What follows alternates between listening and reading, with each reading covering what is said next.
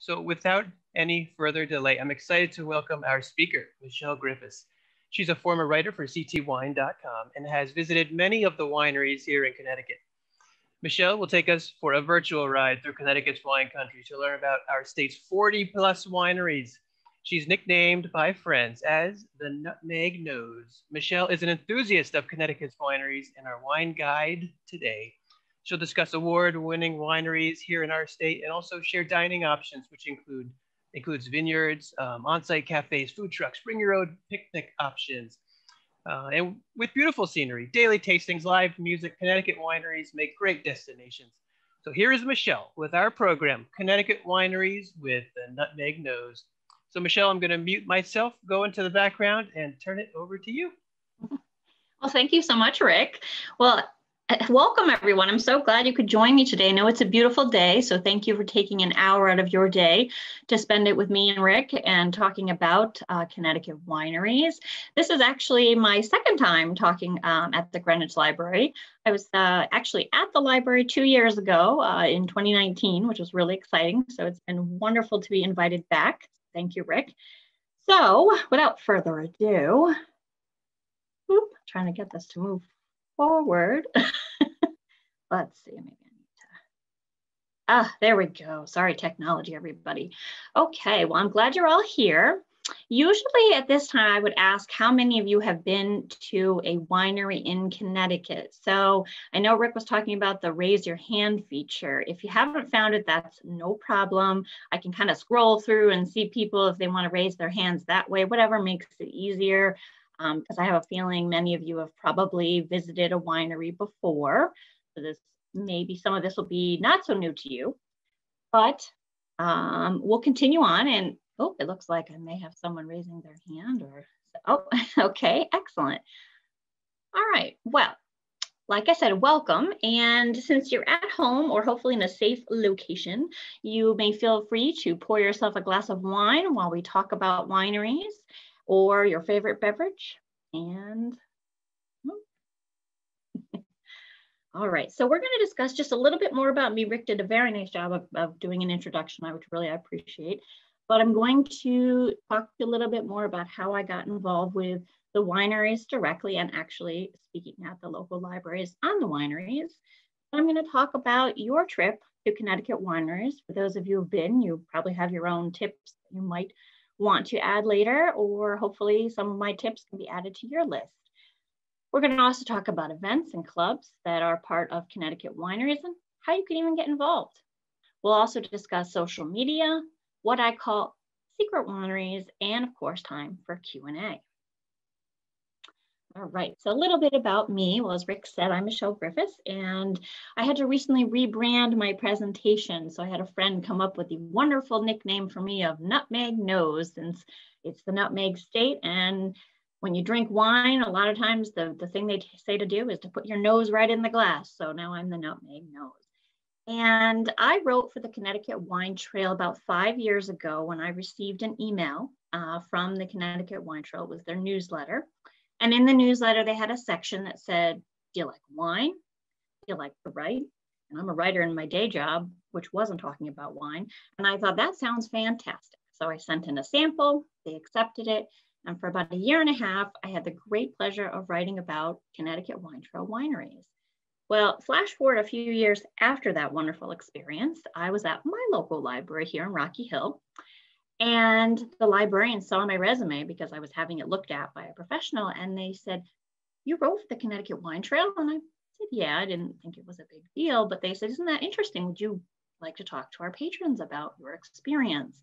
And I said, yeah, that'd be great. So I gave my talk, and apparently it went over pretty well. Since after that talk, I've had all these wonderful libraries reach out to me, and I've been speaking about Connecticut wineries and vineyards since August of 2019. So as a wine enthusiast and small business supporter, I'm very excited to share some of my experiences at Connecticut wineries. So I have a couple slides on that, and then we'll go into your experience when you visit a winery. So I have two wineries here on this slide, Preston Ridge Vineyard in Preston, Connecticut, and Stonington Vineyards. The picture up in the left-hand corner of the corks is basically I went to Preston Ridge with a friend of mine, and we were at the tasting bar talking to Megan, who was behind the bar, and I'd met her a few times. And she said, "Are you visiting any other wineries today?" And I kind of looked around and I thought, am I supposed to tell her that? I felt like I was cheating on Preston Ridge by going to another winery. And she said, "Oh, no, it's fine. That's great." So she took out 2 corks and she wrote "Happy Saturday" on one and "Sunny Days" on the other. And I don't remember which cork I delivered to the other 2 wineries, but I did deliver them. And it was Preston Ridge's way of saying hello to the other 2 wineries I was visiting. So I thought that really stood out to me. And I've heard other wineries have done that as well. And it's a nice way of them showing support for each other because they do support each other. And then on the other side, you see me in a fun party hat and with a friend of mine who worked at Stonington Vineyards. I've been there several times and had the great privilege of writing about their 30-year celebration, which was just a few years ago. And the young lady in the matching sweatshirt, Kylie, she worked at the vineyard for years. And so when I'd come to have a tasting or just peruse around before I was even writing for the wine trail, she would always greet me and give me suggestions on what wine to pair with what new food she had tried.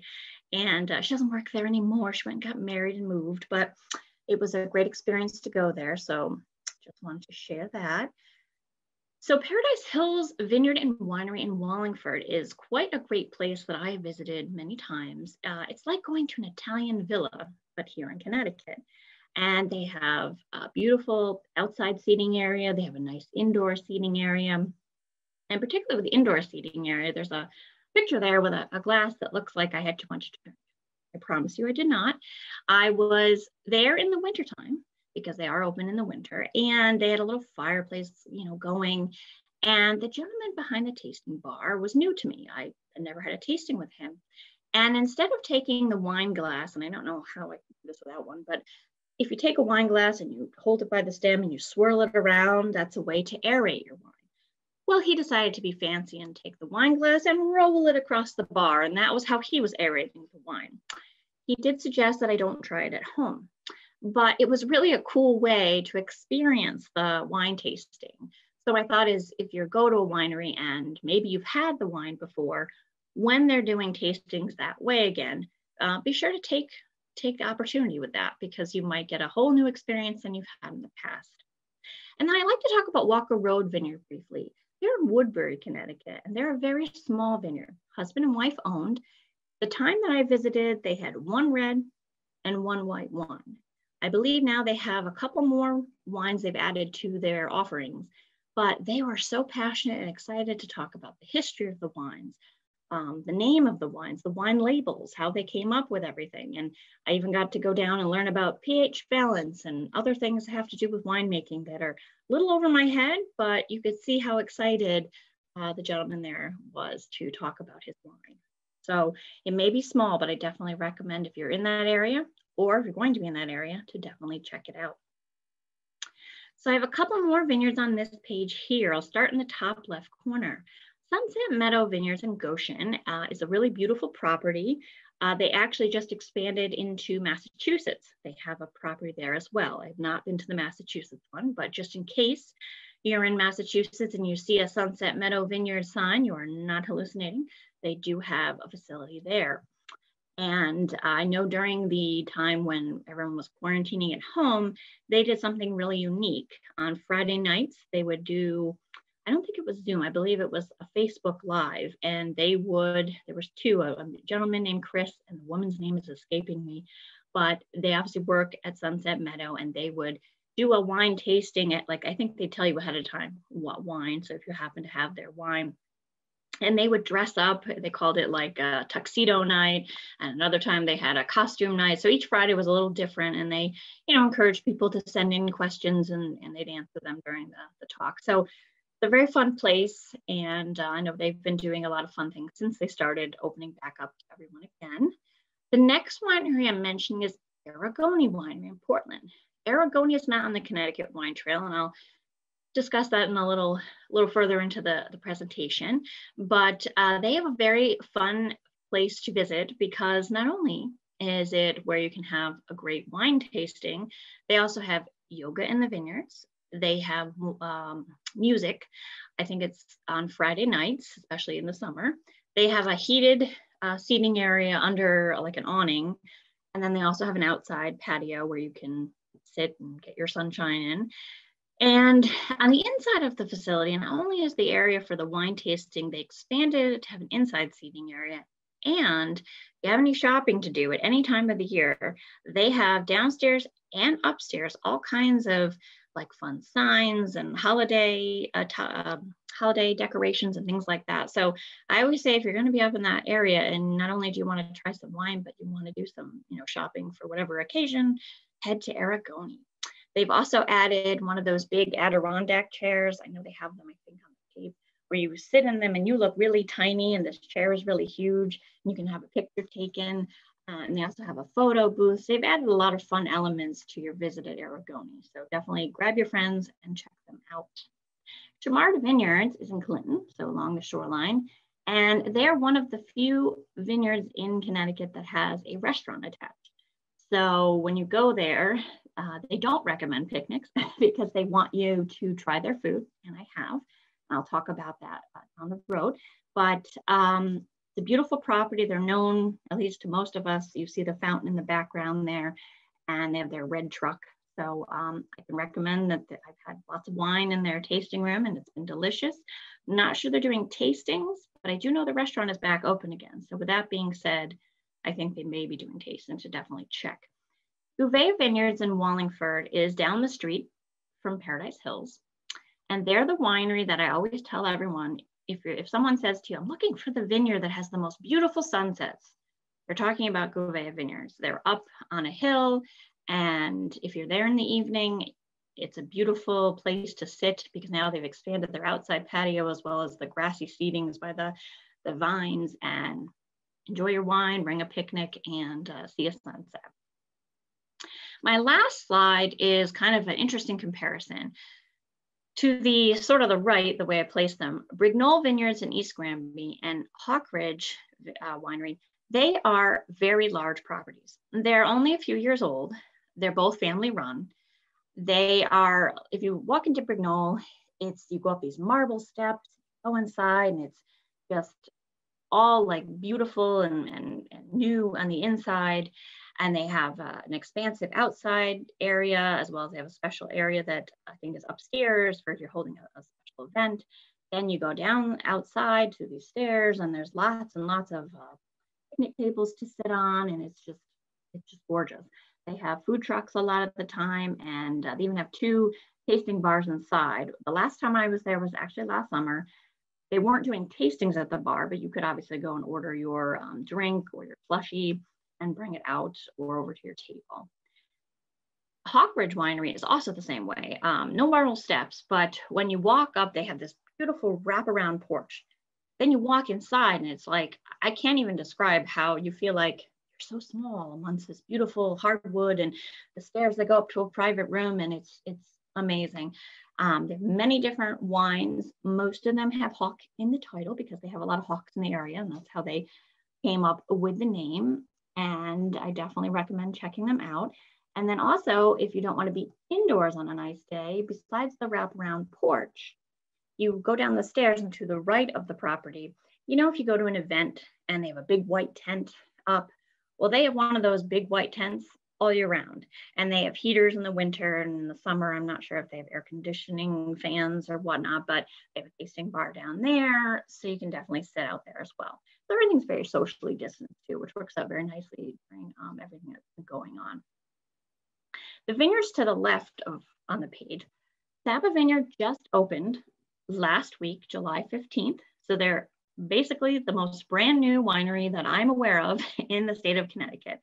And I went there on opening day with a friend of mine who lives in Orange. She's the one who kept passing by and seeing the sign telling me there's a vineyard coming, there's a vineyard coming. Well, here it is. And I would say it does not disappoint. They have lots of outside seating, inside seating. They have musical guests to keep coming and entertaining folks on the weekend. They have a very nice tasting bar. Again, you're not tasting there, but you can order your wine or slushies.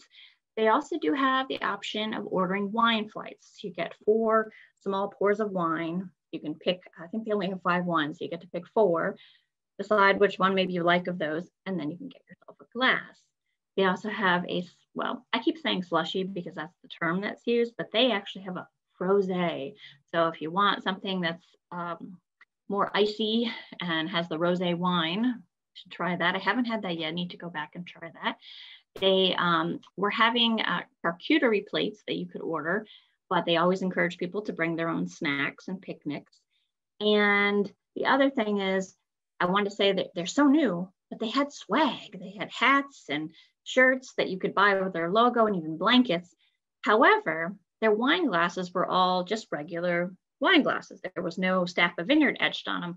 And I talked to one of the owners, because it's a few sisters that actually run it with their parents. And they said, well, they haven't come in yet. So, so you can see they're so new that they haven't even gotten the wine glasses in. However, they have the swag. And what I thought was a nice feature of the winery is that it's hot out right now. It's summer. And instead of having to order a bottle of water, which they had, one of the girls said to me, and I'm not as familiar with this term, but I am a little bit, she called it the bougie water, which is, I guess, the fizzy water.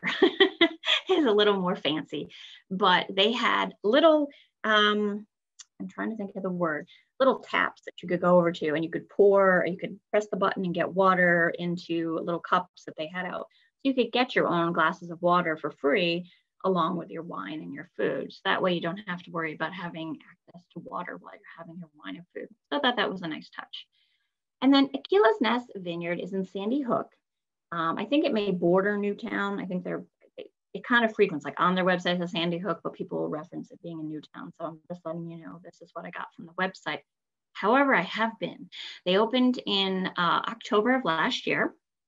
And you can see the goofy picture that the owner, their co-owner, she looks fantastic and I look goofy, but that is how I feel.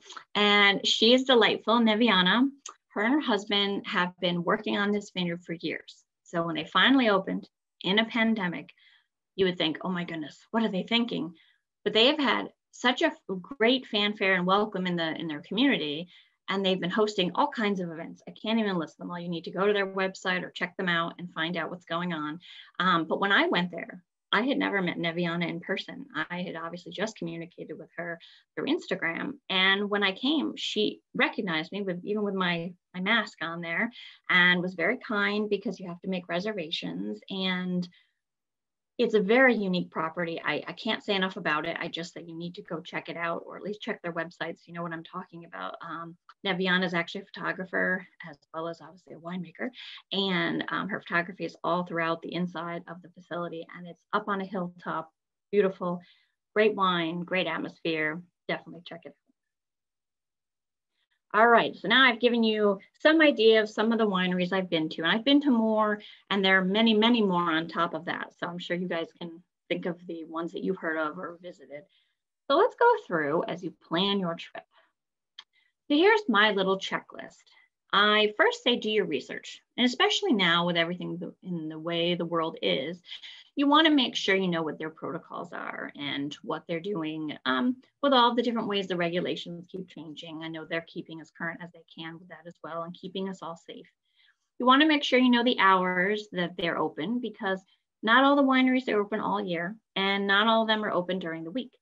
Many of them are now open, I usually say Wednesday or Thursday through Sunday, and Monday and Tuesday they're closed.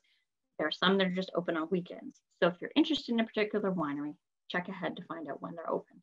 Don't make the mistake I did, where I traveled an hour to a winery thinking they were open, and they were not.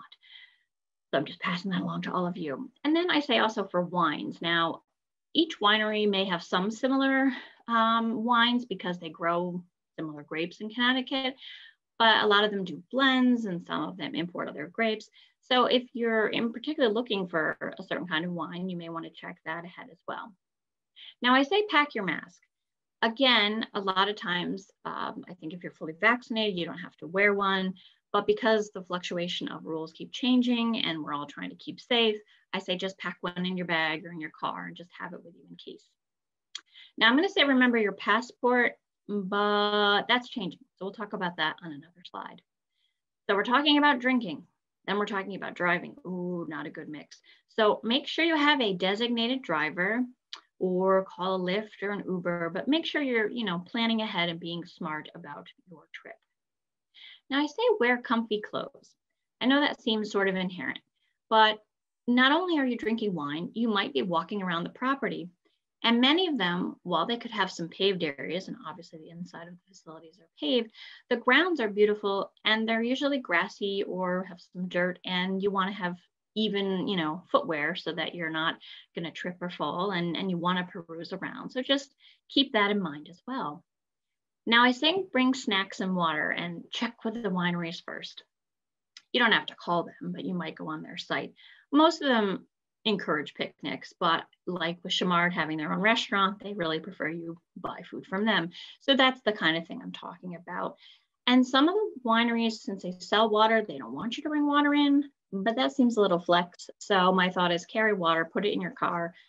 You can bring it in if they say they don't want you to, fine, but mostly they won't have a problem with that, I don't think. The thing they have a problem with is don't bring any alcohol in from another winery or your own alcohol from home. That's a no-no. I think many people know that, but just a reminder. The last thing I say is go with an open mind. And I say that because as someone who is not a wine expert, but does drink some wine, I know what I like and what I don't like. And I'm sure you're the same way. Well, if you've had, my example is Chardonnay, I use it all the time. I don't like oaky Chardonnay. I keep trying them and I keep not liking them. However, when I went to a few wineries, they'd have Chardonnay on the list and I'd be like, do I really want to taste this? I would, and I'd find it was made in a very different style than the Chardonnays I'd had before. So my thought is if you have the opportunity to taste a wine, even if you maybe haven't liked it in the past, definitely try it. You might be pleasantly surprised. All right, so I have this slide and one more to talk about the passport program. And if you were all standing or sitting in front of me, I would hold up my passport. I know it looks like a dot probably on this page, but there used to be a physical passport like you take if you're traveling to another country. And each page had the name of a winery, a little description about the winery, directions, where it's located, and then you could rate it. And what you would do, you'd take it to a winery that was participating in the book. They'd stamp their page. And then at the end of the season, it ran from May to November, you could hand in the passport to any of the participating wineries in this book, and you could win prizes.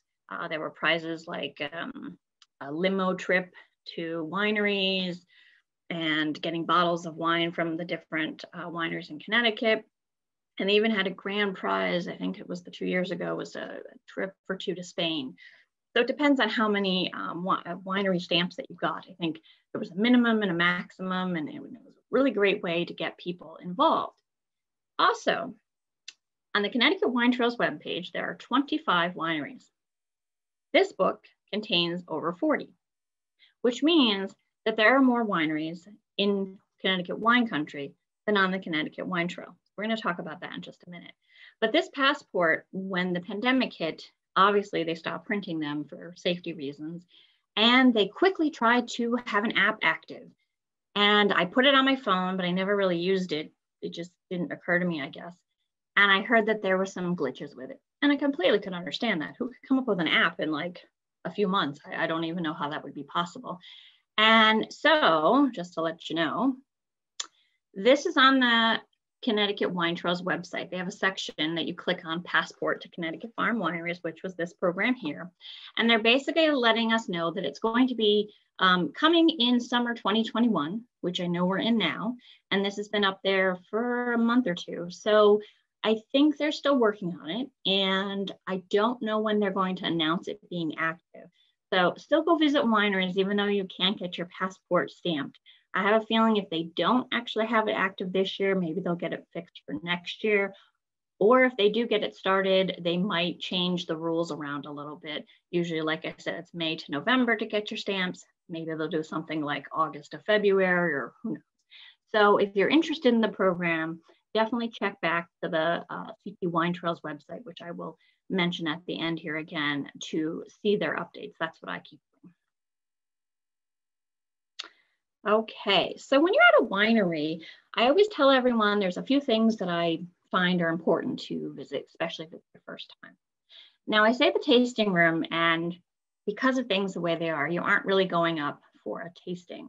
But I know some of the wineries, like one that I visited the other day, that was Heartstone Winery in Columbia, Connecticut. They do a tasting at your table. So basically you get the menu of their wines, you sit at a table and they come over and they say, which ones would you like to try? And they'll do, at that winery, they did 5 pours of wine. And she would tell me about the different wine I was trying. You can still have a tasting, but I had to go in the tasting room to find out what their offerings were. They had on a chalkboard. So definitely start with the tasting room to get familiar with what wines they offer. And you can always ask questions of folks that are in the tasting room. And then of course, that's usually the place after you've decided what you want to get, a glass, a bottle, or even a tasting, that's where you would purchase it. So definitely a good place to be familiar with. Always be friendly with the winery staff. Not that any of us would inadvertently be not friendly, but they're very much there to help you and they are working. So try to remember that while they have fun there and they know a lot about the winery, they are doing their job. So, you know, the nicer you are to them, the better experience they have as well. And they always want to help you and they always want you to have a good time. So you'll tell all your friends to go visit their winery. And the last thing I talk about when you're at a winery is to peruse the vineyard and property. And I know I mentioned that earlier with comfy clothing, but these properties are very beautiful. And the more you can walk around and, you know, take pictures and get with your friends and do selfies or whatnot, it's a fun experience. And it's more than just drinking wine. So definitely keep that in mind as well.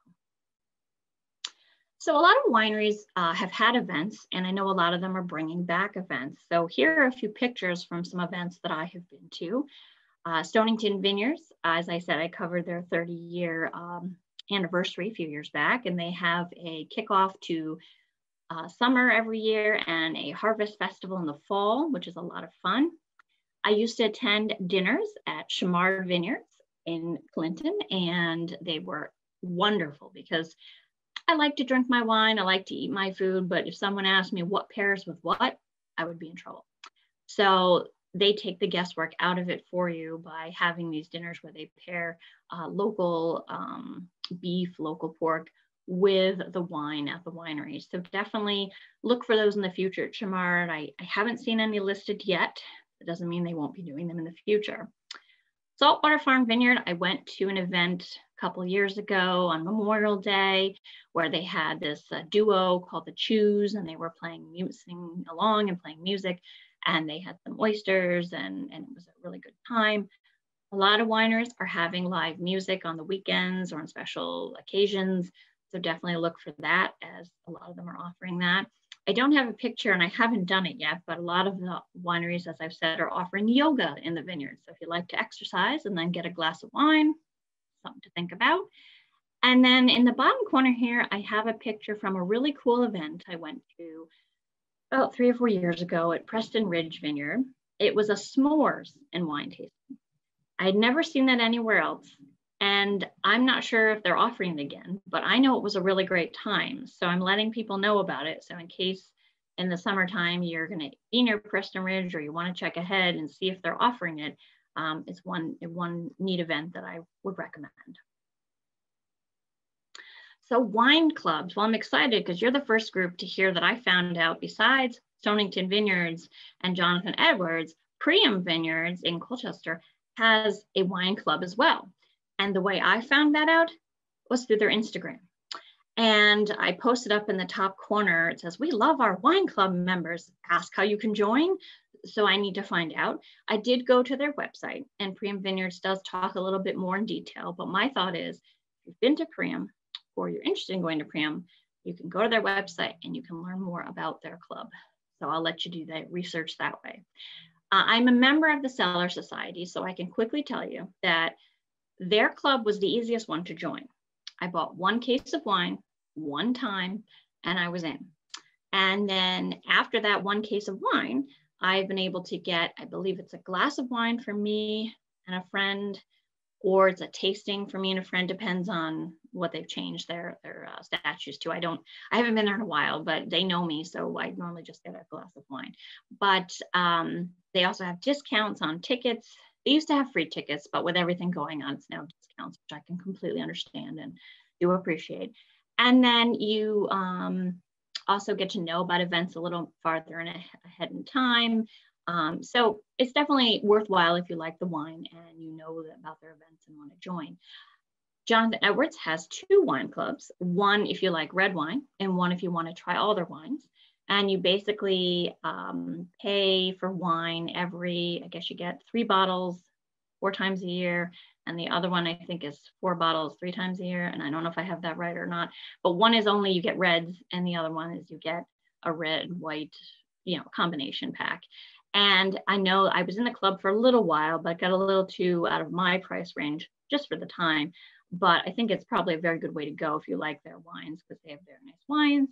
And they include like menus, so you can pair the wines with different recipes. And then when you go to Jonathan Edwards, you get discounts and free tastings and things like that. So things to look into if you're interested or live near some of these wineries and want to participate. And I keep saying, I know there's got to be more wine clubs, so I was excited to find out about Priam, but hopefully I will keep researching and hopefully you'll do the same. I always say, if you like a winery and you like their wine and you don't see them mention a club, ask if they are thinking of having one, or maybe if they have one they haven't advertised yet. And the more we talk about them, maybe the more clubs will open up. So things to think about. A couple ways to get involved. I know with everything going on in the world right now, these may still be on hold, but I did participate at Preston Ridge Vineyards in 2017, I believe it was September, and it was hot, it was humid, but I really enjoyed it. I participated in what they call Harvest, and myself and 87 other people, I found that out later, went to Preston Ridge and we were picking just their white grapes. They have red grapes, we didn't pick those. We picked the white grapes. It took about 3 hours from 9 to 12. We just had to bring garden gloves with us, and then they handed out the shears and the buckets and everything. And basically you made sure you wore sneakers and you were, in kind of not sloppy clothes, but clothes that you didn't mind getting a little dirty. And you learned how to basically pick all the grapes that they were going to eventually make into wine. And it was a lot of work, but it's actually a lot of fun. Got to meet some great new people. And at the end of the 3 hours, I turned to one of the winemakers and I said, "Thanks so much for having us today." And they looked at me like I had 2 heads for a second. And they said, "You're thinking us?" And I was like, "Well, yeah, it was a new experience." And they said, "Well, if all 88 of you hadn't been here today and did this in 3 hours, it would take us," which they have a staff that's a smaller staff, it would take them 3 days to pick these grapes. So it definitely helps them out and they really appreciated it. We got to see the crushing, destemming process. We got to try some grape juice right off the grapes. And these are not like the ones that you have in your grape jelly or jam. It was very interesting. So that was a cool experience. They also rewarded us with 2 bottles of free wine. I think that was because it was so hot out. I don't know if they would give 2 bottles usually. And we got a discount to merchandise that they had for that day. I know a lot of other wineries do ask people to come and help at harvest time, and they may give bottles of wine or they may offer like a nice lunch or dinner with wine. So things to think about and a new experience. I definitely want to try it at another winery just to see what it would be like there. So that's a way to get involved. And then also, if you've ever been to a winery event, going to your Stonington Vineyards is an example because I have been to several of their events. And in the past, they used to ask for volunteers, people to take tickets, people to pour the wine, people to help with parking cars, lots of different ways you could participate. And my thought is, I'm probably not going to work at a winery in my lifetime. However, volunteering to help out, you kind of get the experience for like a day or 2 days, depending on the event and your availability, and you kind of get to see the behind the scenes. So I thought that would be a neat way to be involved, especially if it's a winery that you've been to many times. So that's another thing to think about. So those are just some suggestions if you want to participate and volunteer at a local winery. So just a quick little thing about how to support the Connecticut wineries. Obviously, we've been talking about visiting. That is the #1 way to support them. However, I know a lot of people during this time, there's different limitations we all feel. So I want to suggest a few other ways to support them. to buy their wine online. A lot of the wineries are offering ways to buy their wine now through their website. So definitely look into that. If you've been to a winery, and maybe you haven't been in a while, but you had a great experience, write a review either on their webpage, or I know there's a lot of those different review sites that you can offer up your review and put a positive one in. Recommend a winery to your friends. Say, I've been to Stonington Vineyards and it was really great. Or I just went to Sapa Vineyards and so I've been talking that one up because they're new. And then another way, which we're going to talk about briefly in another slide, but social media is a great way to promote a winery by just liking a page or a post or sharing it. And that way you're showing support, even though you may not be able to get to that winery right now. So my next slide here is get connected, and I talk about social media. So the Connecticut Wine Trail has their own website, ctwine.com. And I didn't really elaborate on this, and I said I was going to earlier. ctwine.com is just the 25 wineries that are on the Connecticut Wine Trail. And if you go to their website, and I have a handy dandy printout here of what's on their website, and I know you won't really be able to see it. I'm going to hold it up and explain it. Basically, they have a map of all the wineries on the Connecticut Wine Trail. And then obviously underneath it, they have like the numbers, and then they align where they are in the state. So there are, like I said, 25 wineries, and Aquila's Nest is the newest one that just got added. They get updated, I believe, every year. And I actually talked to Neviana, who they had to go through a whole application process to become a member of the Connecticut Wine Trail. There are a lot of wineries that are not on the Connecticut Wine Trail, and that's by choice. Sometimes they don't have the right criteria, or it's a cost thing, but there's nothing that makes the Connecticut Wine Trail wineries better than ones that aren't on it. I just want to clarify that. They're all wonderful wineries, and Connecticut Wine Trail wineries will tell you the same about wineries that aren't on the trail. They're all supporting each other. It doesn't matter about that. But people will say, I was on the Connecticut Wine Trail. And if you go to one of these 25 wineries, you are. So what I like to say now, so that I don't get in trouble for saying Connecticut Wine Trail when I'm not talking about the Connecticut Wine Trail winery, I say I'm in Connecticut wine country. Since you're not writing about this, and you're probably not going to publish something on a site, you probably don't have to worry about that. But that is why I changed my talk, because I was saying Connecticut Wine Trail, and it has a beautiful ring to it because you feel like you're on the Connecticut Wine Trail. And you are. But because there is the special designation for Connecticut Wine Trail wineries, I wanted to make sure I showed the distinction. So that's where Nutmeg Nose came in to kind of say Connecticut wineries or Connecticut wine country. So I hope that kind of clarifies things. I bet a lot of you have heard and knew this already, but in case you didn't, I wanted to make sure I was clear.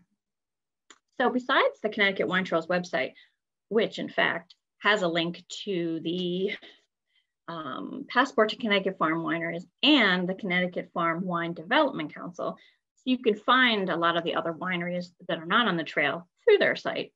See how amenable that is. So if you go to ctwine.com, you can find other wineries as well. Most wineries and vineyards in Connecticut have a Facebook page, an Instagram page. I'm sure they might be on Twitter. I'm not on Twitter, so I can't tell you if they're on, what their page is on Twitter, but just to let you know.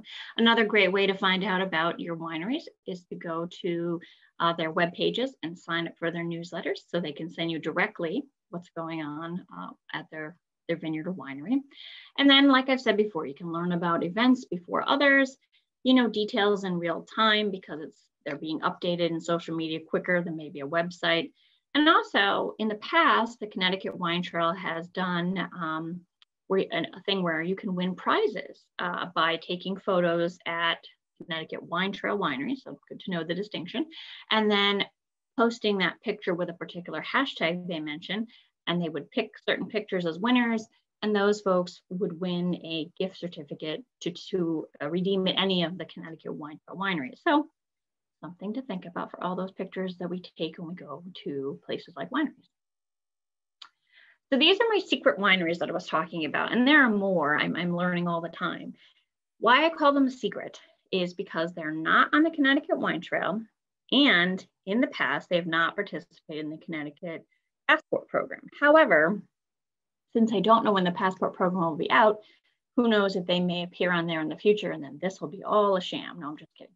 But why I say they're secret is because I didn't know anything about them until I was on social media and I had a friend tell me. And I am learning more and more. You can ask my friends and family. I'm always discovering through social media and through other people, so many more wineries that I have to keep adding to the list to visit. Crystal Ridge in Glastonbury is beautiful, on top of a hill. They have music, they have beautiful wines, very lovely place, I recommend. Rose Vineyards and Winery, North Branford, I just recently went to. They're not too far from Wallingford when I mentioned Paradise Hills and I mentioned Gouvet Vineyard. So if you're near those, you can head to this one as well. They have a beautiful inside area, which I did not get to sit in at the time, but I did sit outside and I was facing this beautiful archway that you see there in front of their vineyard vines. And it was a beautiful experience. They actually have food they offer there that they cook on site. I think it's Thursday nights. They have pizza that they have there. So you can come and have a pizza and wine night. So I just like to mention them because until the passport program comes out, I don't know if they're going to participate, but they haven't in the past. They're not on the wine trail. So you wouldn't be able to find them unless you knew about them. I'm just going to make a couple more notes and then we're going to do Q&A. So I just want to, these are my little disclaimers. If I had like a little disclaimer thing, I don't work for and I'm not affiliated with the Connecticut Wine Trail nor the Passport to Connecticut Farm Wineries program. I will let you know on a side note, I do know some of the people who work in the Connecticut Wine Trail wineries and they know me, so they know that I am talking about the wineries. If you want more information on the Connecticut Wine Trail, I really do recommend going to ctwine.com. It's a great resource. I use it, so I recommend you use it as well. And if you're interested in learning about any winery in Connecticut, go to their website or social media and you can find out, I'm sure, much more detail than I'm giving you today, but I just wanted to get you on a start on your journey. And then lastly, I have some resources, and I already talked to Rick about this, that he is going to email you all either today or tomorrow or as soon as he can with the resources sheet that I'm sending him. And I'm also going to have a little survey for you guys to fill out. It's really short and it's optional. You don't have to. But I wanted to let you know, not only am I the Nutmeg Nose in this presentation, I am on Instagram as the Nutmeg Nose. So I share mostly about Connecticut wineries, but I do support many local businesses and breweries as well. So you can find a mix of different things on my page, but again, mostly about Connecticut wineries. And then I started my own website since the last time I saw Rick. So I have a website called Shell G, because my nickname is Shell, and G is my last initial, so that's where the Shell G came together. And on my website, I have a whole page section on the Nutmeg Nose. There are wine resources, wine-related books and websites, and you're going to get a sheet sent to you with several of those, but they're not all on there, so you do have to go to my website to see more. And then, of course, upcoming wine talks and past wine talks I've done as well. So I hope you'll go and check that out. And my final thoughts I leave you with is when you go to Connecticut wineries, be nice to the winery staff, go with an open mind, and most importantly, be safe and have fun. So thank you all very much. Thanks so much, Michelle. We love the idea of getting out and enjoying a little travel since we've been home so much, but with this in Connecticut, these options, it's nice local travel. We don't have to go too far depending on where we are in the state. And that's part of the best part I see here. So thank you so much for such a great presentation. And I also want to reiterate, yeah, if there's questions, put them into the chat. And one question I had while you were speaking was about the tour aspect. Do you always get a tour? You mentioned you got to see the barrels and maybe learn about the pH. And sometimes there might be an intern or a chemist or a PhD student there, and you might get more details than other times. I wonder if we could talk about that for a little bit. Sure, I'd be happy to. Well, as the little, I want to say, insider knowledge I got was when I was working at, I don't want to say working, I didn't get paid to write for the Wine Trail. It was something I did in my own spare time. But as part of their blogger program, as they called it, I would meet with other folks who are writing as well. So we would meet and gather with the woman who was in charge of the program, and she would kind of give us special, introductions to the folks at the different wineries. So they were kind enough to decide what they were going to show us. And at one of the wineries, they did take us into their little cellar to show us what was going on behind the scenes. But if the winery is not busy, I mean, especially that smaller one, and someone's really interested, if they can fit it in, I have a feeling they would show anyone. It wasn't just because we were there. It was just that worked out that way. And also I went to Hawk Ridge for the first time just a few years ago. And I mentioned that I knew a particular person, and I was introduced to who one of the owners was, and she wanted to give me a tour around at the time just to see the property. So my thought is, I know they're probably not doing tours as much right now with everything going on, but if you want to ask particular questions, or you want to maybe ask if you can get a tour or see certain things, can't hurt to ask. They may not be able to do it right then, but maybe they could plan for you to come back in the future. So just things to think about. Yeah. And you mentioned at one of the wineries, Aragoni, I think, that there's also shopping at the location. But that made me think that's such a great idea for additional outings if somebody might plan to have a little wine tasting and maybe a lunch option, but then do other things in the surrounding area or at the actual winery. Do you have tips on how to plan such a, Sure. weekend and things like that? I was going to call them sip trips. I was going to come up with a whole thing, but I have to admit I'm not as organized when it comes to planning all those and putting them out. However, I can tell you that I don't want to say it's dangerous, and I don't mean dangerous for the drinking and driving aspect, which we all need to be safe about, but the Clinton winery that I was talking about, Chamard Vineyards, they are literally, you can drink your wine, eat your food, make sure you're all safe to drive your car, and you can drive down the hill, and Clinton Outlets is right there. So that's a little dangerous for drinking and shopping, but it is there. So maybe shop first and then have your wine after. And then a lot of the wineries, I mean, the shopping I do at them in terms of like a trip or something is usually in there. If they have a little store or something, I might get sometimes they have local artisans that have done paintings or drawings of certain wineries. And I actually have one of those, but I don't have it up here with me, unfortunately. And I have placed that in my home as a nice reminder of my trip. I would say one of my favorite things about the passport, just like with this map I showed you here, this map is basically almost in the back of a passport, or now you'd go to the wine trail site. And if you see, a cluster of wineries near each other, you might also say, okay, those are the towns, and then look up what those towns have going on. Maybe they have a festival or some shopping in the area that you want to tie in with your winery. That's what I do a lot of times, because I don't, as much as I've lived here my whole life, I don't know the state as well as I wish I did. So I get to learn as I go. So I find it really fun that way. Yeah, it's always surprising to get around to different parts of the state and realize you're still in Connecticut, but see such a different type of town and way of life. The coast being different than the north. Yeah. That made me, you mentioned, I think about Clinton being maybe the one close, there's more inland, but some of them there's one of them that was very near the coast. And I just wondered about the type of growth in the soil. And can you tell a difference between wineries closer to the coast than wineries further up north, or east versus west?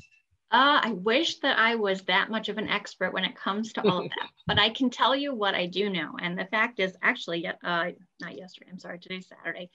Thursday, I went to Heartstone Winery, which is in Columbia, Connecticut. And I'd never been there before. And actually, I hadn't heard of them.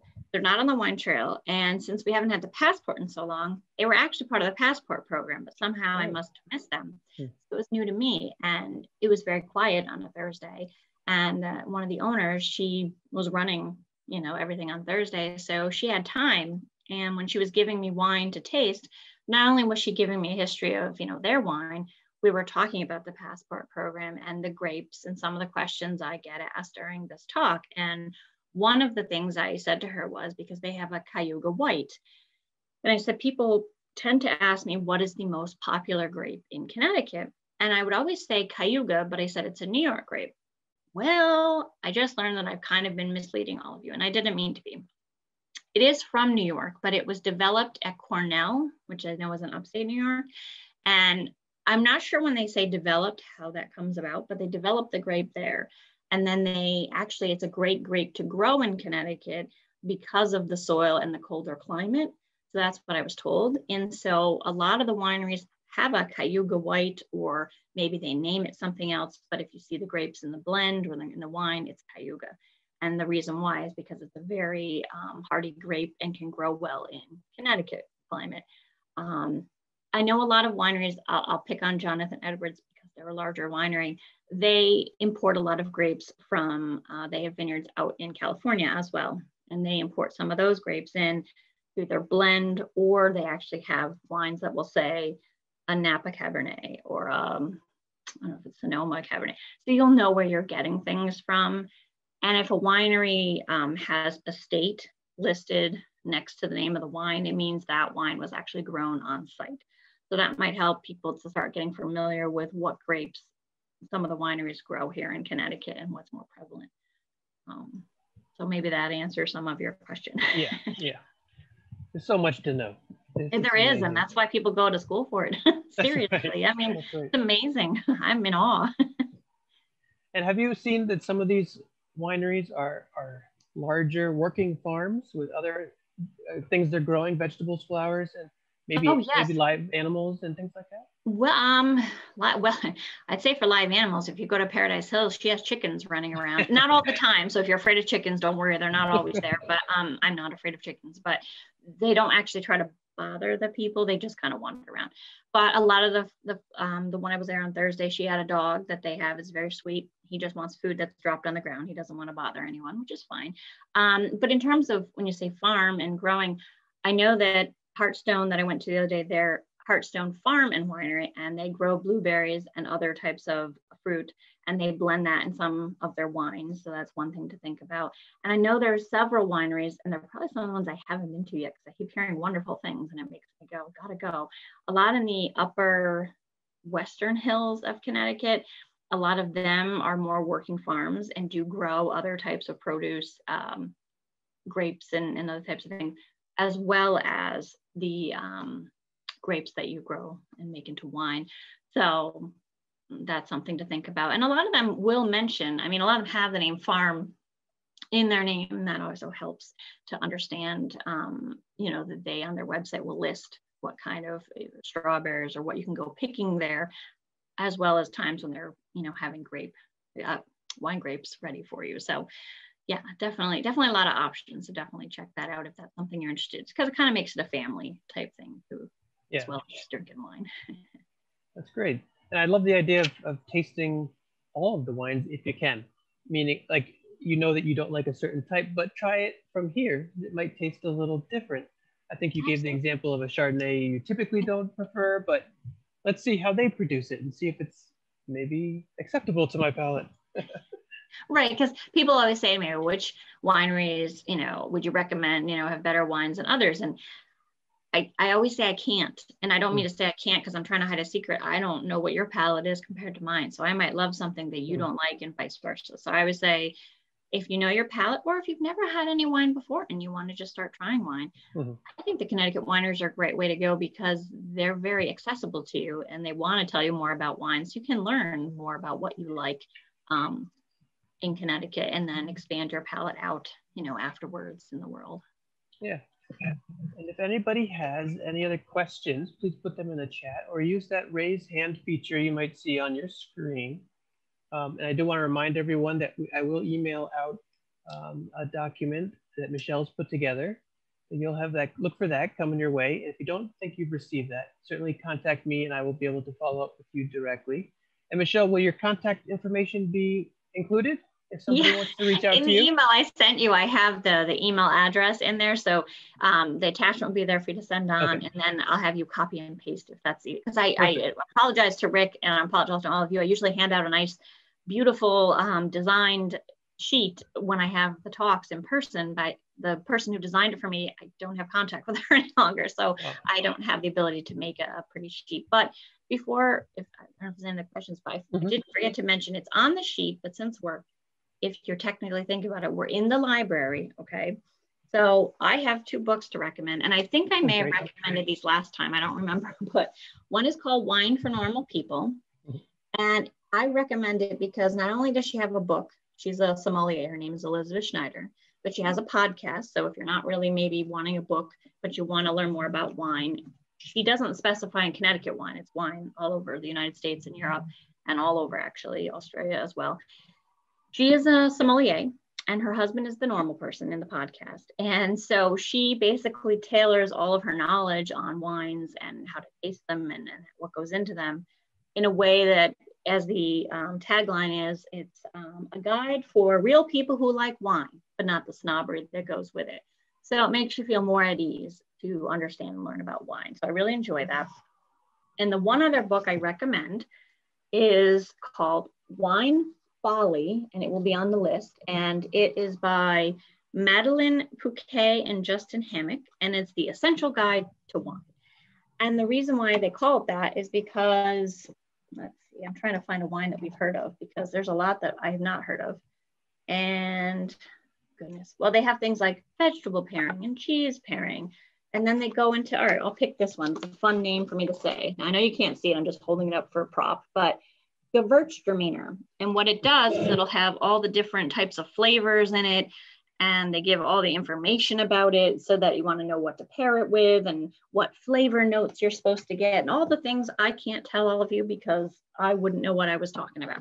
But it kind of breaks down every wine you've heard of and many you've never heard of. So it's kind of an interesting book. And they also have a website.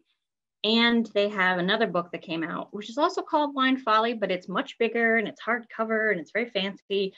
So I'm presuming there's more in it, but this is for those of us who want to go to the library or go on Amazon and pick up a copy for ourselves because it's a little more digestible. So I just wanted to share that since books are still important to me, even though I know technology is great and we love it, but don't forget about our books. That's right. Thank you so much, Michelle. And I want to thank our great audience for joining us. Also, a big, huge thanks again to Michelle. We really appreciate all this insightful and timely presentation. I think timely because we're ready to maybe do a little local traveling around Connecticut. And it's especially helpful while many of us have been home on the computer more. But as I said, just think